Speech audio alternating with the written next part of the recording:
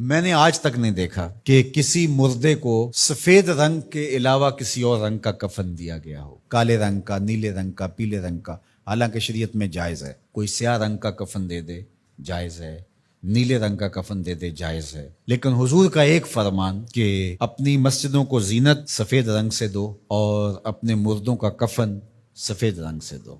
سفید رنگ سے کفن دینا مستحب ہے، لیکن اگر کوئی اور رنگ سے کفن دے دے تو وہ بھی جائز ہے۔ لیکن ہم نے وفات کے موقع پر کبھی اس مستحب کو بھی ترک نہیں کیا، یعنی غم کا موقع ہو تو ہم مستحب بھی ترک نہیں کرتے، اور شادی کا موقع ہو تو صرف ایک نکاح رہ گیا ہے جو سنت کے مطابق، باقی ہماری پوری شادی کی رسوم و رواج جو ہیں وہ ساری شریعت سے متصادم ہو گئی، الا ماشاء اللہ۔ باقی صرف نکاح رہ گیا، تو وہ بھی لوگ کہتے ہیں وہ پہلے جا کے مسجد میں کر آئیں تاکہ یہاں یہ تکلف بھی نہ ہو، اور وہاں پوری ہماری شادی کی تقریب جو ہے وہ ہماری مرضی کے مطابق۔ یہ خاندانی رسم ہے، یہ ہم نے میڈیا پہ دیکھی تھی، یہ سوشل میڈیا پہ دیکھی تھی، یہ ہمارے ایک دوست کی شادی پہ گئے تھے، یہ ہم نے وہاں دیکھا تھا، اور کتنی تہذیبوں کا مغلوبہ بنا کے ہم ایک تقریب کرتے ہیں اور اس میں ہماری خواہش ہوتی ہے۔ ہم شریعت سے نہیں پوچھتے کہ شریعت اس کے بارے میں کیا کہتی ہے۔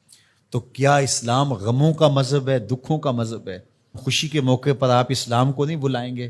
آپ مجھے غم کے موقع پہ آواز دیں، فوتگی کے موقع پہ آواز دیں، میں چلا آؤں، اور جب شادی ہو تو آپ مجھے کارڈ ہی نہ بھیجیں، تو میں کہوں گا کہ میرا آپ سے صرف یہی تعلق ہے۔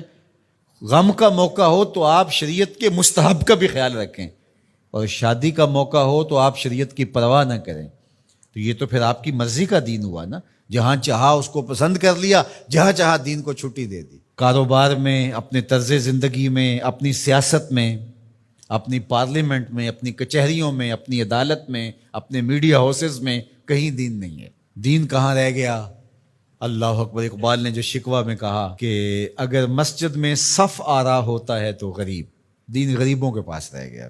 دولت بڑھتی جاتی ہے تو دین بھی مرضی کا ہوتا جاتا ہے۔ مولوی صاحب کو پابند کرنے چاہتے ہیں لوگ کہ آپ اس طرح کا دین دے جس طرح ہم چاہتے ہیں، تو یہ تو اپنی خواہش اور آرزو اور تمنا کا نتیجہ ہوا۔ تو اللہ فرماتا ہے پھر یہ کیا ہوگا اگر تم ایسا کرو گے تو آخرت رہی، وہاں تو اشد عذاب تمہیں ہوگا ہی، دنیا میں بھی تمہارے لیے خزی رسوائی ہے۔ اور آج ہمارا مسئلہ کیا ہے؟ آج ہم نہ دنیا دار ہیں نہ دین دار ہیں۔ کافر تو سیدھے سیدھے کافر ہیں اور اپنا ان کا نظام ہے اور اس نظام کے مطابق چل رہے ہیں، اور ہم کیا ہیں؟ ہم رادے بٹیر اور رادے تیتر۔ کبھی ہم کہتے ہیں ہم مسلمان ہیں اور کبھی کہتے ہیں نہیں، ہم جدید تہذیب کے نمونے ہیں، اور ہم اس صورت کے اندر اپنے آپ کو دکھانا پیش کر رہے ہوتے ہیں۔ تو ہماری شکلیں روز بدلتی رہتی ہیں۔ مسجد میں آتے ہیں تو ہم ٹوپی پہن لیتے ہیں، اور پھر ہم ٹوپی بھی وہیں چھوڑ جاتے ہیں، اور میں کہتا ہوں نماز بھی وہیں چھوڑ جاتے ہیں۔ جب دکان پہ بیٹھے ہوتے ہیں تو اس وقت ہم نمازی نہیں ہوتے، بلکہ ہم حج اور احرام بھی وہیں چھوڑ آتے ہیں، اور ہم یہاں اور طرح کے مسلمان ہوتے ہیں، حج پہ اور طرح کے مسلمان ہوتے ہیں، اعتکاف میں اور طرح کے مسلمان ہوتے ہیں، اور ہم باہر اور طرح کے مسلمان۔ حالانکہ یہ ساری تربیت ہے ہماری عملی زندگی میں اس کا اثر پیدا ہو۔ جب سجدہ کریں تو سجدے کا نور لے کے گھر پلٹیں، جب رکوع کرے تو رکوع کا جمال ہمارے ساتھ سفر کرے، جب حج کرے تو حج کا نور ہمارے ساتھ اتر کے آئے اور ہم اس کو معاشرے میں بانٹیں، اعتکاف کا جمال ہماری طبع کے اندر راسخ ہو جائے اور ہمارے اندر جو ہے وہ نور بکھیر دے۔